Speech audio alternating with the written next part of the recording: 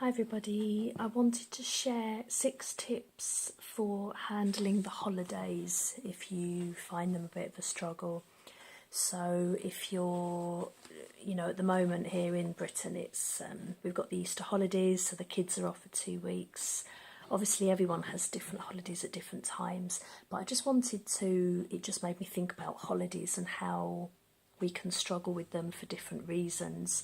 So whether you're a lone parent, whether you suffer from loneliness, and people can suffer from that in all different situations, even if you're in a relationship or even if you're married, whether you have children, whether you live alone, whether you live with other people, or it could just be that you just struggle a bit with the holidays for some reason and you're not sure why. So I came up with 6 tips. I've been organised this time and I've typed them up on my phone. So here are the 6 tips for surviving the holidays. If you think of any more tips, just share them in the comments box below. That would be brilliant. These were just kind of the first 6 that came to mind that seemed, sensible and helpful, and tips that I kind of use myself in my life. So, okay, so tip number 1, make plans but not too many. So basically, a tip that works for me is that I make enough plans so that I've got stuff to look forward to, but I don't overwhelm myself. I don't make plans for the sake of making plans. I don't try and make myself busy. I did another video about being busy for the sake of busyness, so I will add a link to that video somewhere at the end of this video. You don't want to be busy for the sake of being busy. You want to have meaning in what you do. So you want what you're doing to be fulfilling. You don't want it to just be activity for the sake of activity. So you want to be allowing space for yourself and just allowing space for life and, space for other things to happen. So, yeah. Tip number 2, decide to do something different or really exciting, especially if there'll be a massive sense of achievement at the end of it. So it can be a good idea to kind of just give yourself a bit of a kick and a bit of a boost.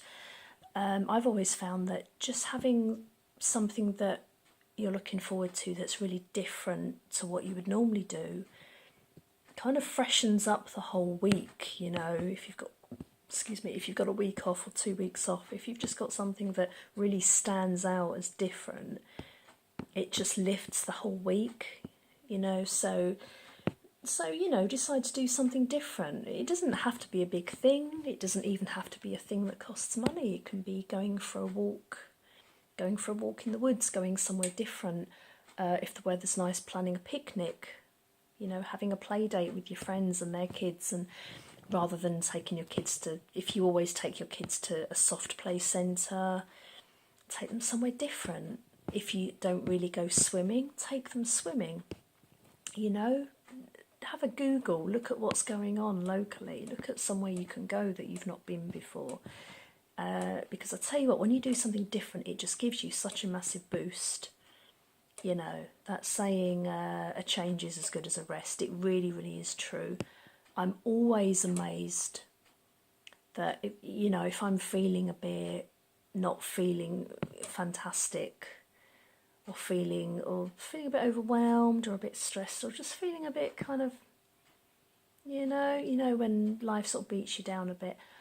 If I then go and do something completely different, and it can be something that I really didn't feel like doing, but just that change of scene, it makes such a difference.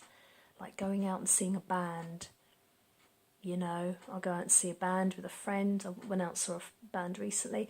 I didn't even feel like going. I'd had a really stressful day. I felt tired. I didn't really want to drink, but I just thought, yeah, come on, let's do it. And I said to my friend, I might be feeling a bit quiet, I might just want to sit and chill, and I might just have 1 or 2 drinks and just watch the band. And about 3 songs in, the band was so good. We were screaming, we were hollering, we were jumping up, we were dancing. We were literally up dancing for a couple of hours.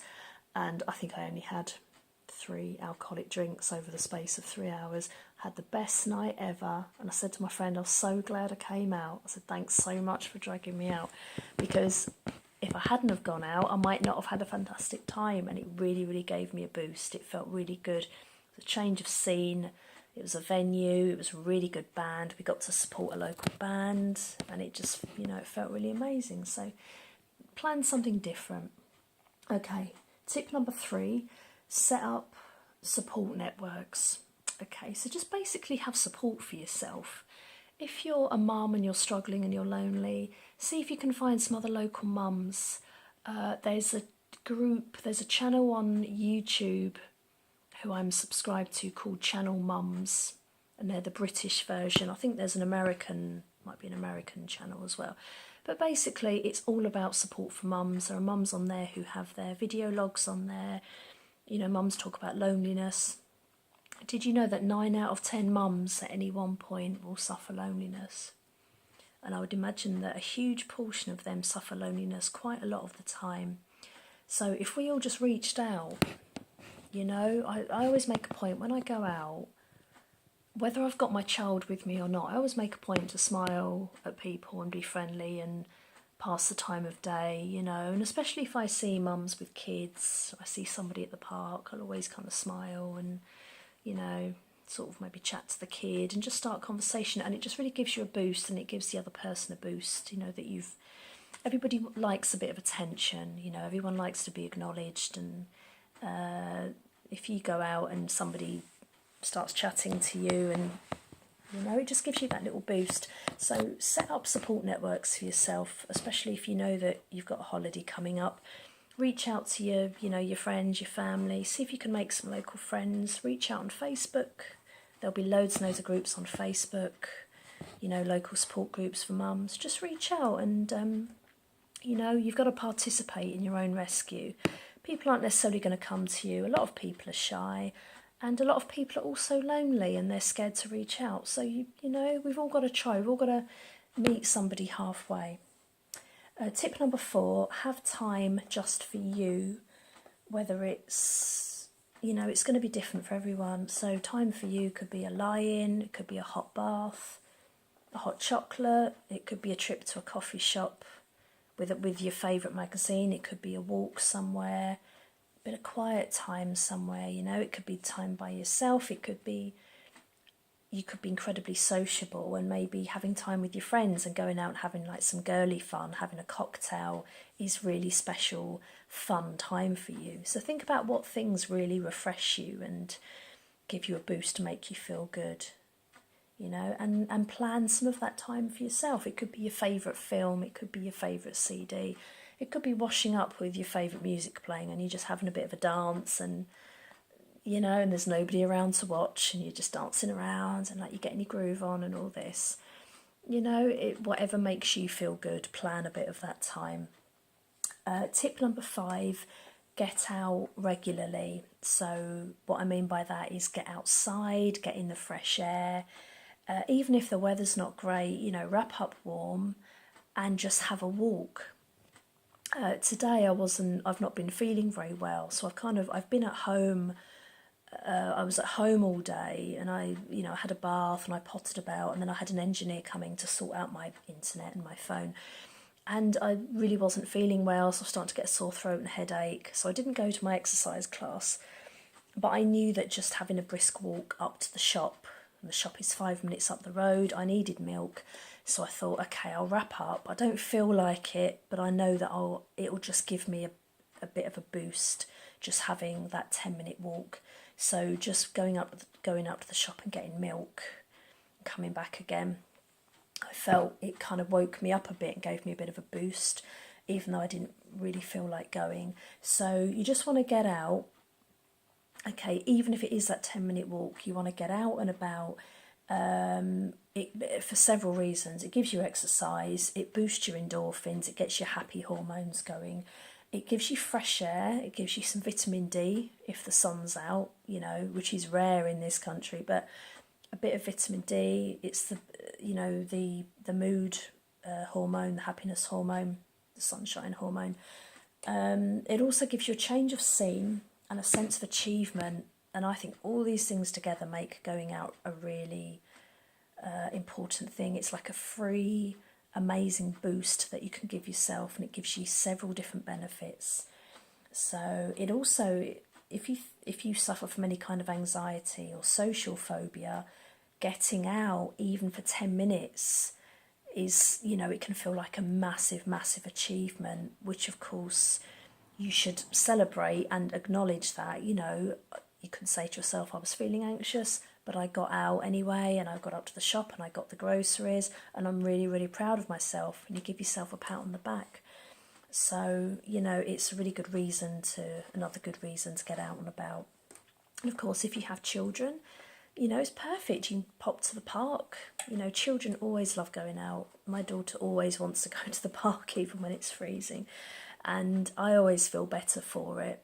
You know, even if I'm feeling really tired and I don't really feel like playing, running around the park with her, I'll sit on the bench or whatever and I'll watch her play and I'll watch her make friends. I might read my book. I might just be sat there watching her. And it's just a really, something about getting out and getting to a park and seeing your kid have a good time is a really good thing. The final tip, tip number 6, tell and show your child, family, friends how much you love them. You'll get it back tenfold. Gratitude is key to happiness. So what you want to be doing is reaching out, and it's just about having appreciation and gratitude for the people in your life. You know, it might be, you know, your best friend, it might be that your mum's always there for you, even your child. You know, I really do, you know, we all struggle with motherhood sometimes, but I really do, I make it a point. You have to make it a point to keep doing it until it becomes a habit that you don't really have to think about. You want to be telling your child you love them. You want to be showing your child you love them. You might be someone who finds it hard to do this. Like maybe if you weren't shown, I think studies have shown that if you weren't shown a lot of affection as a child, or you maybe missed out on affection at certain stages in your development, then you can find it hard to show affection to other people because you've not been taught it. But the thing is, we can learn. You can observe and you can learn, and you can read books and you can watch YouTube videos, and you can kind of go through the motions even if you're not feeling 100% comfortable. And you can even say, you know, Mummy's not used to doing this, but I love you and I want to give you a cuddle. And you do it until you kind of become used to it. And I know with my child, I'm very lucky because she's such an affectionate little girl. So, you know, she's getting a bit older now, so I don't get quite as many cuddles. But it is lovely because she's very affectionate and very cuddly. And I'm, you know, a naturally very affectionate person. So even though we're both aware, and even she's aware, she'll say, Mummy, we haven't had a cuddle today, have we? And I'll say, no, darling, we haven't. I'll say, come here, come give us a cuddle. And even if we just have, you know, a couple of minutes, and she might come sit on my lap, and she's maybe playing a little video game, or she's reading, or we're just watching a DVD, or maybe I'm doing something else, but she'll just come and sit with me for a minute, and I'll put my arm around her, and it's just really lovely. It gives you both a boost. So anyway, those are my 6 tips for handling the holidays. I hope they've been helpful. Excuse my very tired appearance because it is actually 2 in the morning and my strange body clock is back to front. And I just wanted to make this video because I thought it might help some people during the holidays. But like I said, any tips that you've got that you want to share, please pop in the comments box. There'll be another video popping up. If you like my videos, please subscribe. I'm updating regularly. So usually every day, maybe every other day, I'm uploading new videos. I'll be uploading new content, new video logs, me and my daughter. And if there's anything in particular that you want to see in a video, any particular topics you want me to cover, again, let me know. Pop it in the comments box or drop me an email and let me know. And I will catch you soon in another video. Okay, bye everyone.